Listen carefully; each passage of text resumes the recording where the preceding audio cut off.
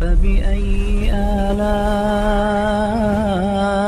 ربكما تكذبان بسم الله الرحمن الرحیم۔ دیکھیے، مہربانی کرنے کے لیے فقط زندہ ہونا بھی کافی نہیں ہے، مہربان ہونے کے لیے فقط زندہ رہنا بھی کافی نہیں ہے، مزید کچھ تقاضے ہیں مہربانی کرنے کے لیے۔ وہ کیا ہے؟ اگر کوئی زندہ ہو، ہمارے مثال کے طور پر برطانیہ سے احباب آئے ہیں،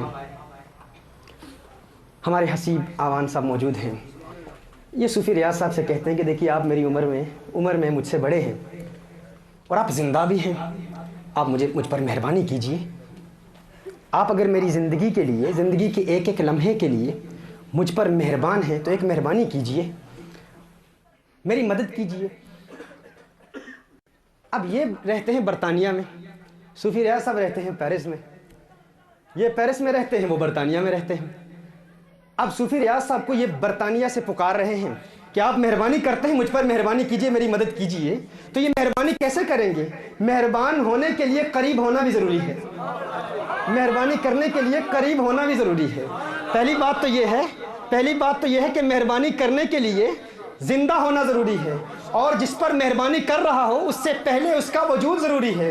میرے آقا رحمت للعالمین ہیں، میرے آقا تمام جہانوں کے لیے رحمت بنا کر بھیجے گئے، تو ضرورت اس امر کی ہے کہ میرے آقا صلی اللہ علیہ وسلم اگر کائنات کے ہر فرد کے لیے مہربان ہیں تو میرے آقا کا حاضر ہونا بھی ضروری ہے، ان کے قریب ہونا بھی ضروری ہے، قرب بھی ضروری ہے۔ اور اسی لیے اللہ نے ارشاد فرمایا النبی اولی بالمؤمنین من انفسہم، میرا نبی مومنین کی جانوں سے زیادہ قریب ہے، میرے نبی مومنین کی جانوں سے زیادہ قریب ہے۔ تو میرے آقا صلی اللہ علیہ وآلہ وسلم اگر رحمت للعالمین ہے تو رحمت للعالمین ہونے کے لیے میرے آقا کا قریب ہونا بھی ضروری ہے، اور قریب ہونے کو کہتے ہیں حاضرن، قریب ہونے کو کہتے ہیں حاضر۔ اور مومن تو کہتے ہیں کہ میرے آقا ہم سے قریب ہیں، مومن کی تمنا ہی یہی ہے، مومن کی تمنا ہی یہی ہے، مومن کی آرزو ہی یہی ہے، مومن کی خواہش ہی یہی ہے، مومن کے دل میں ہمیشہ یہی تمنائیں ہیں، یہی آرزویں ہیں کہ میرے آقا ہمیشہ میرے قریب رہیں اور میں آقا کے قریب رہوں اور آقا کو دیکھتا رہوں۔ وہ کہتے ہیں ہار تھیما تینڈے گل داوے ماہی، ہار تھیما تینڈے گل داوے ماہی، نمی اصلوں دور نہ تھیما، یا تینڈے پیراں دی تھیما جتی نت قدماں ہیٹھ مدیواں، عجز نیاز ہے مڈی ساڈی نت باندی یار صدیواں، یار فریدا مکھ تین دل بردا نمی ویکھ ویکھ کے جیواں۔ وہ تو کہتے ہیں کاش میرا محبوب ہمیشہ میری نگاہوں کے سامنے رہے اور میں محبوب کی نگاہ رحمت کے سامنے رہوں۔ یہ تمنا ہوتی ہے، یہ آرزو ہوتی ہے۔ دیوانہ تو کہتا ہے گول گتاؤں میں خیش قبیلہ ایک سونیا تنڈڑے نہ تھوں، رب دی سو مہی پیارا لگنا ہے سکو بابل ویر تے ماں تھوں، عمر گزارا وچ قدماں دے ایک واری جے آنکھیں ہاں توں، یار فریدا میں دو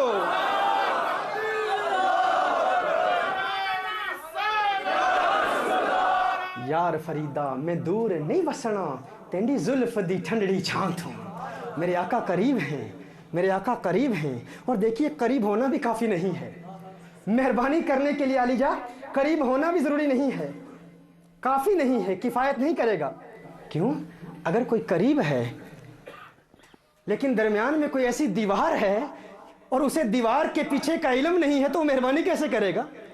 دیکھیں وہ قریب ہے، بہت قریب ہے، لیکن سامنے ایک دیوار ہے، سامنے ایک دیوار ہے۔ اب دیوار حائل ہے، وہ زندہ بھی ہے، اس سے عمر میں بڑا بھی ہے، جس پر مہربانی کر رہا ہے، جس کی زندگی کے ایک ایک لمحے کے لیے اس پر مہربان ہے، اس پر مہربانی کرتا ہے، اس پر رحم کرتا ہے، زندہ بھی ہے، عمر میں اس سے بڑا بھی ہے، اس کے قریب بھی ہے، لیکن درمیان میں ایک دیوار ہے اور اسے دیوار کے پیچھے کا علم نہیں تو مہربانی کیسے کرے گا؟ پتہ چلا مہربانی کرنے کے لیے حاضر ہونا بھی ضروری ہے اور ناظر ہونا بھی ضروری ہے۔